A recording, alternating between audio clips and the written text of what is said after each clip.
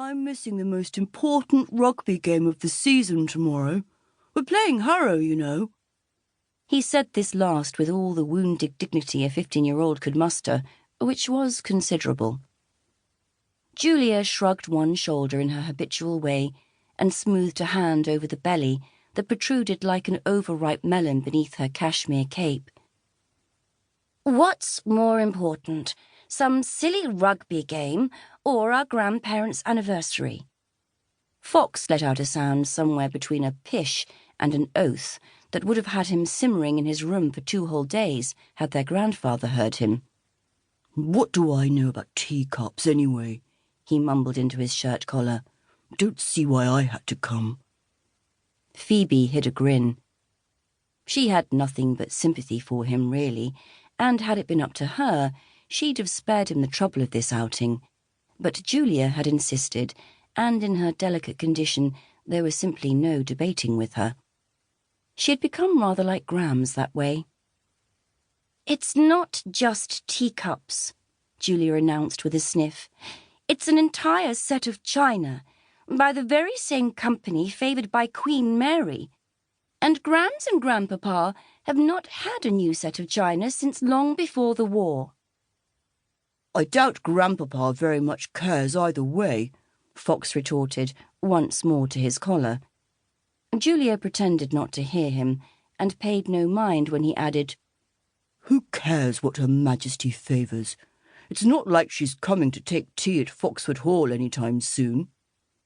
"Well, I think it's a perfectly lovely idea, and will make a splendid anniversary gift," Amelia announced in a bright voice. "You think everything is a perfectly lovely idea," their brother murmured, with no small sarcasm, and sank lower in the seat. His knees hit the back of the seat in front of them, revealing how much taller he had grown over the summer months. Amelia shook her head in resignation. "Really, Fox, can't you make even the smallest effort to be cheerful and enter into the spirit of the occasion?" When Fox raised his chin to respond, Amelia didn't give him the chance. "This is the first time the 4 of us are on our own. Our very own, you understand. And wouldn't it be jolly if we could simply get along and accomplish something worthwhile as a family? Don't Grams and Grandpapa deserve that from us? I'm not speaking merely of the china, but of showing our gratitude to them for raising us by assuring them they've turned out 4 thoughtful, responsible, and sensible individuals, rather than a pack of squabbling geese." "Why, Fox swallowed whatever he was going to say, or perhaps he couldn't find the words at all. A surge of colour engulfed his face. He stared back at Amelia, his eyes so like Julia's dark blue ones, swimming with surprise and perhaps a smidgen of shame. And no wonder. This Amelia, the one able to gather her courage to say whatever she felt needed saying, and do it eloquently, had emerged only recently, to the surprise of them all. She was no longer a little girl, and the truth of that startled even Phoebe at times. Fox finally pushed out, "Sorry." Amelia turned her attention out the window. "There! Is that it? Is that the factory?" The driver had rounded another bend, more gently this time.